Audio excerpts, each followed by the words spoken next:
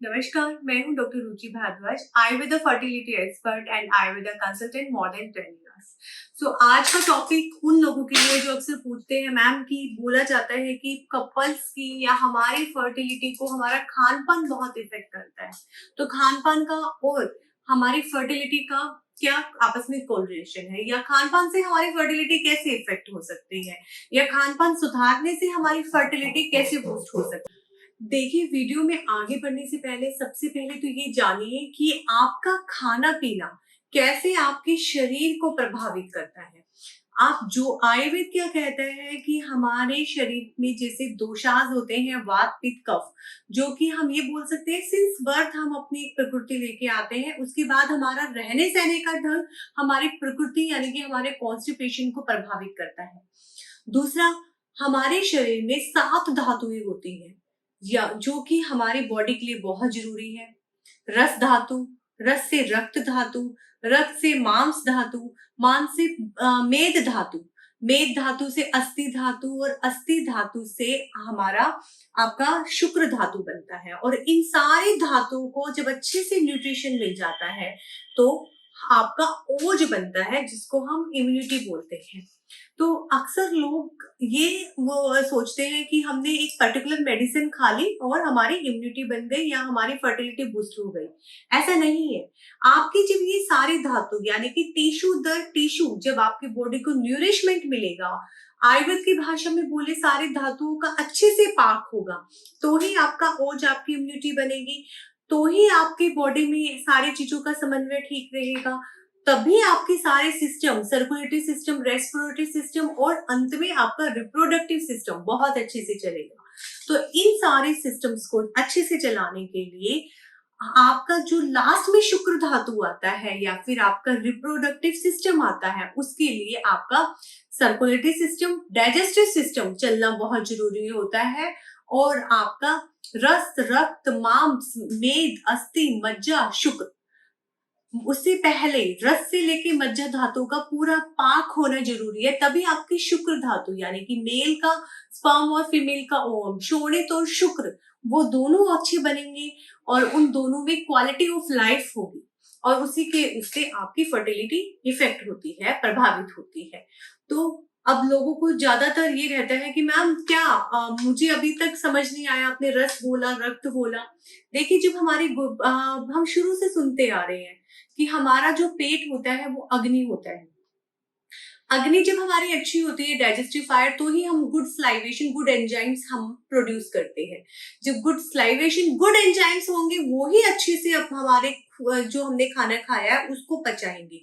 जो खाना हमने पचा हुआ बाहर खाया है वो तो है ही, अंदर जाने के बाद भी उसमें पाचन क्रिया होती है, वो फिर से पकता है। फिर वो खाना 2 भागों में डिवाइडेड हो जाता है। जो भाग अच्छा होता है, शरीर को लगना चाहिए, वो शरीर में एब्जॉर्ब हो जाता है, और जो शरीर को वेस्ट लगता है वो उसको निकाल देती है। कई केसेस में जब इंडाइजेशन का कंडीशन होता है, जब आपका खाना खाया हुआ अच्छे से नहीं पच पाता है, तो वो अनडाइजेस्टिव फूड आपके शरीर में पड़े पड़े आमा बना देता है, जिसे हम टॉक्सिक कहते हैं। और शरीर में बहुत सारी कंडीशंस, जैसे कि पीसीओडी भी, आपकी पहले आमा कंडीशन होती है तो पीसीओडी होता है, उसी से आपके हार्मोन्स इरेगुलर होते हैं। अगर बात की जाए स्पर्म्स में एगुलेशंस बढ़ने की, या फिर बोलिए पस सेल्स बॉडी में पित्त ज्यादा होने की वजह से, या फिर स्पर्म बहुत ज्यादा गाढ़ा होने की वजह से, स्पर्म काउंट भी उसकी वजह से कम बनता है, ये सारी चीजें इफेक्ट होती है। सेम फीमेल्स में एग टाइमली रप्चर नहीं होता, रिलीज नहीं होता, और उसके साथ साथ एग इतना कैपेबल नहीं होता कि स्पर्म उसको फ्यूज करे और वो फर्टिलाइज हो जाए उसके साथ। तो इन सारी चीजों में हमारा गुड स्लाइवेशन होना जरूरी है, जिसे हम आयुर्वेद में रस बोलते हैं। उसके बाद गुड स्लाइवेशन से रक्त धातु यानी कि आपका ब्लड, ब्लड में गुड आपकी काउंट्स आना, प्लाज्मा मेंटेन रहना। तो उसके बाद आपका रक्त धातु के बाद मांस यानी कि आपकी मसल्स बनना, मसल्स को फूड मिलना, उसके बाद मेद, और उन सारी चीजों के बाद अस्थि, आपकी बोन, और देन बोन मैरो जो साइनोविल फ्लूइड होता है उसकी हम बात कर रहे हैं। एंड देन आपकी शुक्र धातु, आपके वाइटल्स जो भी रिप्रोडक्टिव सिस्टम के लिए जरूरी होते हैं, आपका जो एग होता है या टेस्टिस होती हैं, ओवरीज होती है, उनकी स्टिमुलेशंस बढ़ना। तो ये सारे हमारे रस धातु से ही तो शुरू हुए ना, तो इसीलिए आपका खान पान आपकी शुक्र धातु यानी कि आपकी प्रजनन क्षमता को बहुत इफेक्टिव करता है।